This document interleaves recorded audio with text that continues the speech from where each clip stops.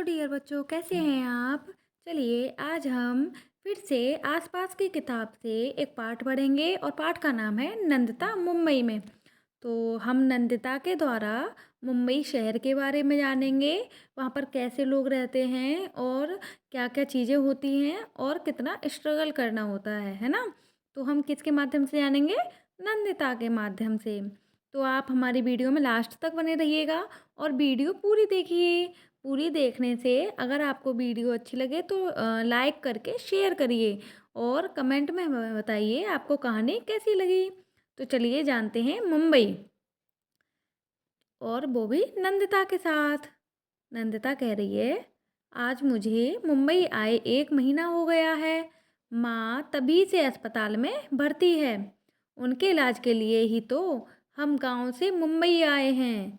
मुंबई एक बड़ा शहर है। मुझे धीरे धीरे शहर की आदत पड़ गई है, पर आज भी वह दिन याद है जब माँ और मैं मुंबई स्टेशन पर ट्रेन से उतरे थे। कितनी भीड़ थी। मैंने फटाफट माँ का हाथ पकड़ लिया था। मैं सोच रही थी इतनी भीड़ में मामा कैसे दिखाई देंगे। तभी पीछे से जोर से आवाज़ आई, नंदिता नंदिता। मुड़कर देखा तो मामा ही थे। स्टेशन से मामा के घर की ओर चले, पर यह क्या, फिर से इतनी भीड़ वाला इलाका। सकरी गली के दोनों तरफ साथ साथ सटी हुई झुग्गियाँ। उसी गली से होते हुए हम मामा के घर पहुँचे। यहाँ एक कमरे में मामा मामी, उनकी 2 बेटियाँ और बेटा रहते हैं। और अब मैं भी। वहीं बैठना, वहीं सोना, वहीं पकाना और वहीं नहाना। हमारे गांव के घर में भी एक ही कमरा है, पर रसोई और नहाने की जगह अलग अलग है। बाहर आंगन भी है। पानी की किल्लत। मैं मामी और सीमा के साथ सुबह 4 बजे उठकर नल पर पानी भरने जाती हूँ। बाप रे, वहाँ पानी के लिए कितने झगड़े होते हैं। अगर पहुँचने में देर हो गई तो समझो दिन भर पानी भरा नहीं जाएगा। हमारे गांव की हमारे गांव के घर में भी नल नहीं है। गांव में तालाब 20 मीटर की दूरी पर है। गर्मियों में कभी कभी तालाब का पानी सूख जाता है। तब घंटा भर चलकर नदी से पानी लाना पड़ता है। पर पानी के लिए इतने झगड़े तो नहीं होते।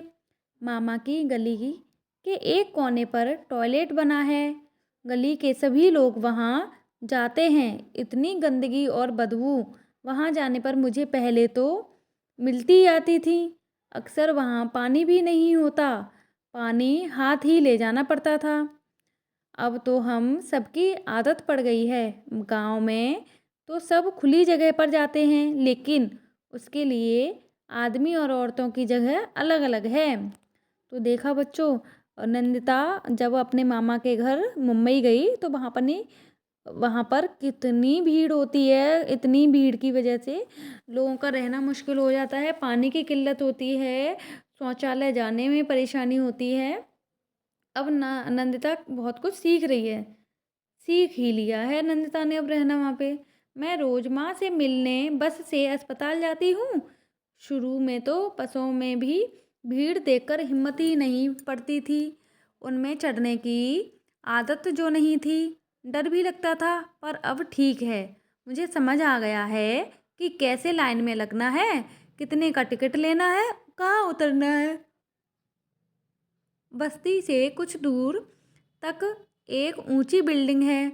वहीं 7 घरों में मामी सफाई और बर्तन धोने का काम करती हैं। एक दिन मैं भी मामी के साथ वहाँ गई। देखने पर पहले मुझे लगा कि एक ही बड़ा घर है, पर नहीं, वे तो एक के ऊपर एक बने बहुत सारे घर थे। मैं सोच रही थी कि इतनी सारी सीढ़ियाँ कैसे चढ़ूंगी, पर वहाँ लिफ्ट भी लगी थी, एक बड़े से लोहे के पिंजरे जैसी। पंखा, घंटी और बल्ब सभी लगे थे उसमें। हम कितने सारे लोग उसमें घुस गए। बटन दबाया और झट पहुँच गए ऊपर। सच बताऊँ, मुझे पहले बहुत डर लगता था। अच्छा आप बताओ, क्या कभी कोई तुम्हारा अपना अस्पताल में भर्ती हुआ है? कितने दिन के लिए? हाँ, हमारा हुआ है, बहुत समय लगा है। आगे जानते हैं। मामी सबसे पहले मुझे बबलू के घर ले गईं। उसका घर 12वीं मंजिल पर था। कितना बड़ा घर था। बैठक, खाने का कमरा, सोने का कमरा सब अलग और रसोई भी अलग। वहाँ टॉयलेट भी घर के अंदर ही था। मामी को बबलू के घर का काम करने में टाइम तो बहुत लगा, पर ख़ास परेशानी नहीं हुई।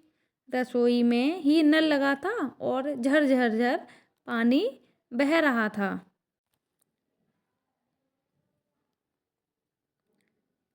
बबलू ने नहाने के लिए पानी की बाल्टी लगाई और टीवी देखने बैठ गया।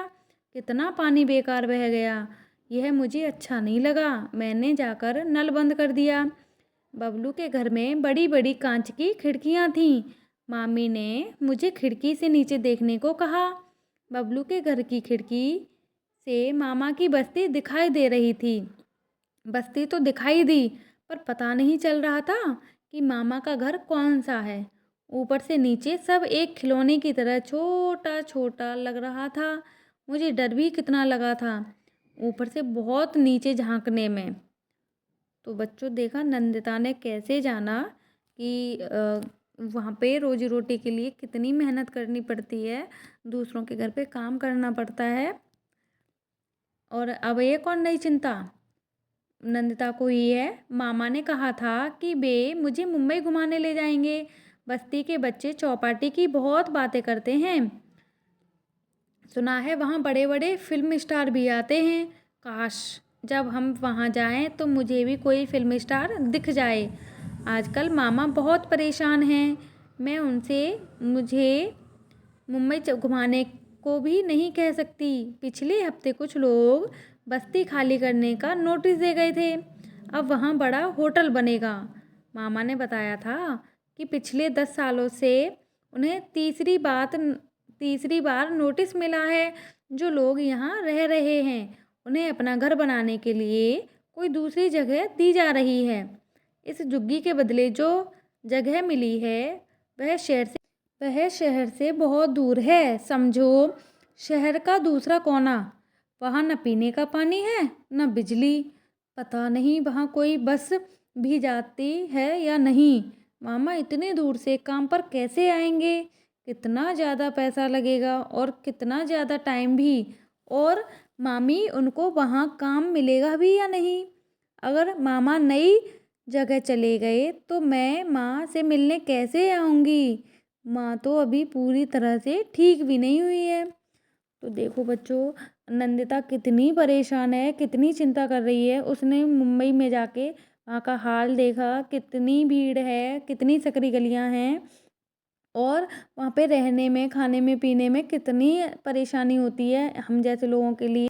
तो बच्चों आपको यह कहानी कैसी लगी? नंदिता ने अपना नज़रिया बताया। उसने जो देखा, उसने जो महसूस किया वो देखा। अगर आप लोग मुंबई में रहते हैं, मुंबई गए हुए हैं, तो आप हमें कमेंट में ज़रूर बताएं और वहाँ पर कैसी स्थिति है यह भी हमें लिख कर बताएं। और हमारी वीडियो पसंद आई है तो लाइक करके शेयर करें। धन्यवाद।